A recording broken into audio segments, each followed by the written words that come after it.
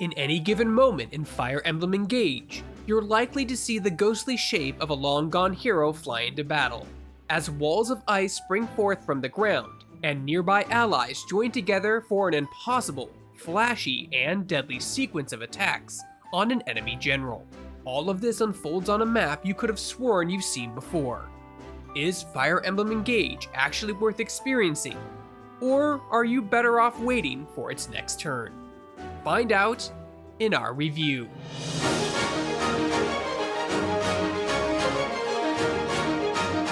Hey folks, if you enjoyed this video review, be sure to hit that like, subscribe, notification button. It's 3 small clicks for you, but means the world to us. Let's get started. Engage starts with Alear, the hero of the tale, waking up to find a mother they forgot existed, and a legacy they didn't know they had. They're the Divine Dragon, a beneficent ruler, the hero of an ancient war against the Fell Dragon, and owner of the Emblem Rings, which house the spirits of heroes from Fire Emblem's past. The reunion is short-lived though. After Alear's only blood tie dies, attempting to protect them from the Fell Dragon's minions, it's time to set up on a trip to recover the rings. Whether it's a quest for sacred stones, gemstones, or the weapons of ancient heroes, Fire Emblem loves its MacGuffins. Engage is technically no different, since you spend the first half of your journey trying to find 12 Emblem Rings before supporters of the Fell Dragon do.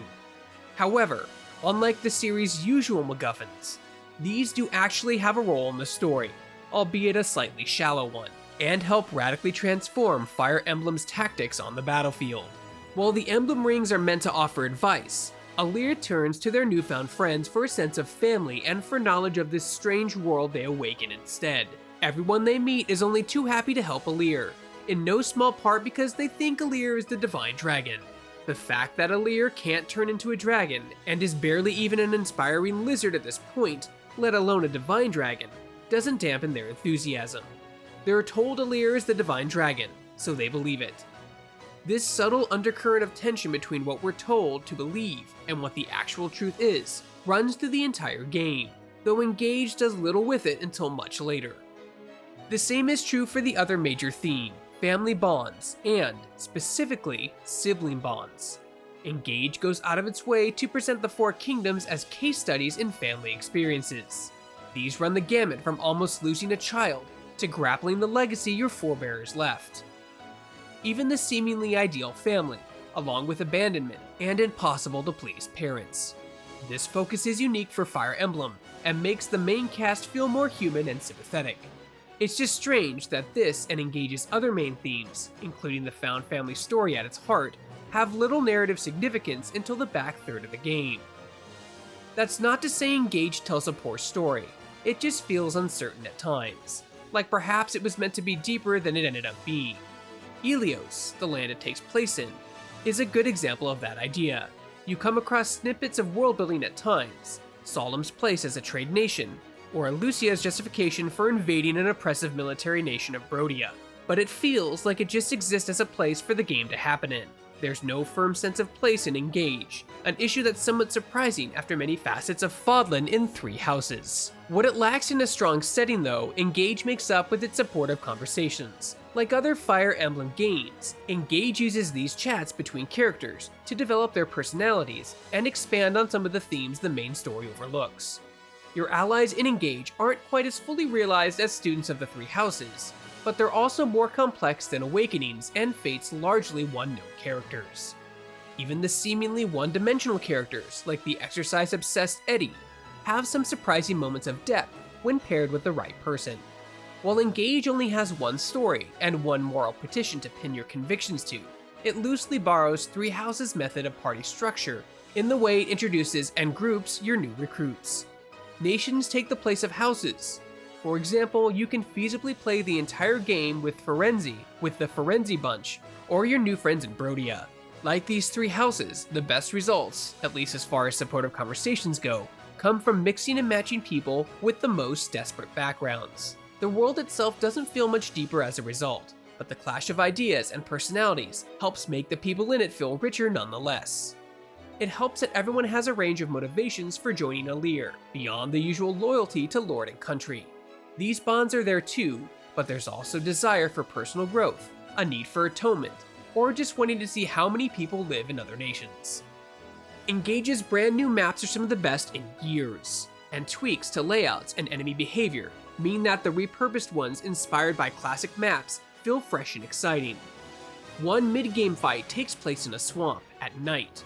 You'll be pursued by mighty foes without the aid of several former allies. Another takes place in a burning village, and the overall layout, the placement of the rubble and fire, and the enemy's formations made for one of the most memorable battles in the game, and one where I literally breathed a sigh of relief after it ended. Your objectives might just be defeat the enemy general most of the time, but the path to victory, especially on hard mode, forces you to use every ability and new trick at your disposal. They are also set in more visually interesting places than usual, and ties to the story make even your standard castle and grassy plain feel more important. An early mission in Firenze Castle isn't just a siege, it's a desperate attempt to save an ally's mother from being murdered, and an extension of Engage's storytelling. What elevates Engage's maps and battles even higher is the soundtrack. Most Fire Emblem games keep the same track for a long time, changing only when you switch main characters or after a major story development. Engage has separate tracks for each region, whose melody and intensity correlate with the story situations at the time, specific tasks used for certain late game encounters, and even a unique track that plays during pivotal chapters with major twists. Whatever the situation, it's perfectly suited to the events at hand, and, like the best soundtracks, does more to tell the story than just provide a nice bit of background noise. The soundtrack is just one of several extra touches that enhance Engage's story without traditional exposition. Personal skills are another. Fates and Three Houses included personal skills, but Engage's version ties the triggers and effects more closely to everyone's personalities. Take Jade the Knight for example. She enjoys being alone, thinking and building outlines for books she wants to write. Her personal skill is meditation, which raises her resistance when she's alone and doesn't act. Alchrist, the spare heir to Brodia's throne, is desperate to keep his loved ones safe, so when they're attacked nearby, he gets a strength buff.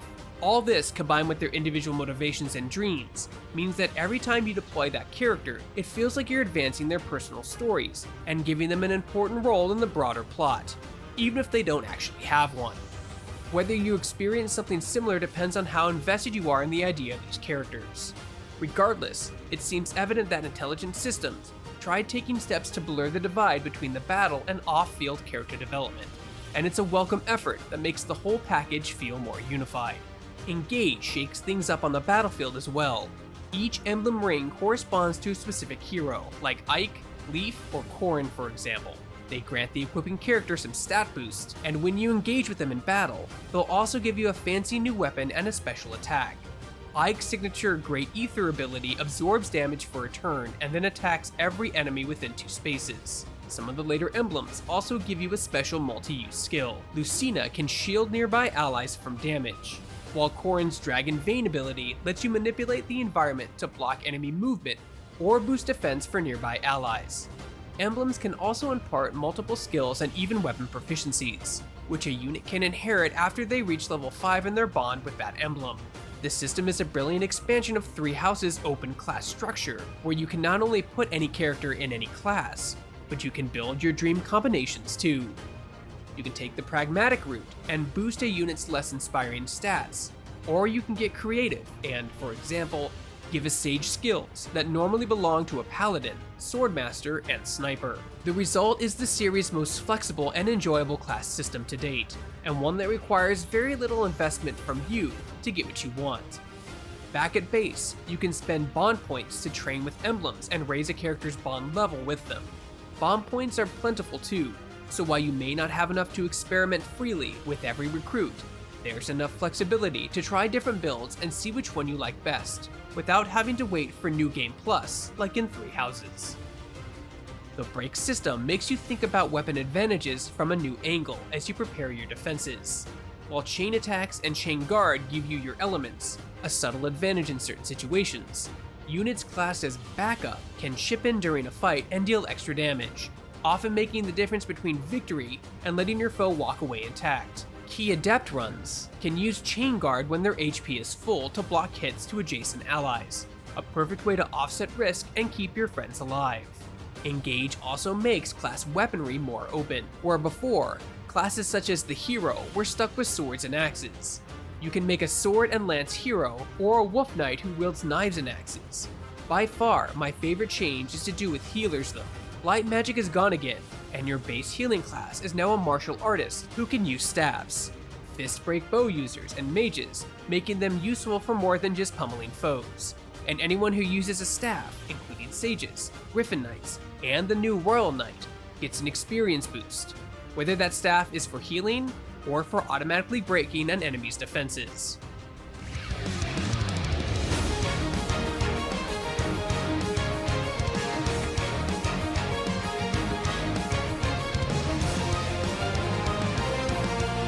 Fire Emblem Engage might not be as narratively ambitious as Three Houses or the Radiant games, and the emblem system is torn between being useful and shallow. However, in practically every other way, Engage excels. Its open class and skill system means you can shape every member of your army as you see fit. The engaging cast and their tapestry of sad, inspiring, and amusing stories make up for some lacking main narrative. Best of all, from a tactics perspective though, it's a stellar map design and subtle, significant changes to how battles unfold. All this makes for a substantial step forward and turns Engage into one of the best Fire Emblems in years. Hopefully next time, we can get all that with a stronger story too. Hey folks, if you enjoyed this video review, be sure to hit that like, subscribe, and notification button. It's 3 small clicks for you, but means the world to us. For more video reviews and everything else gaming related, you're already in the right place. You're on Shacknews.com.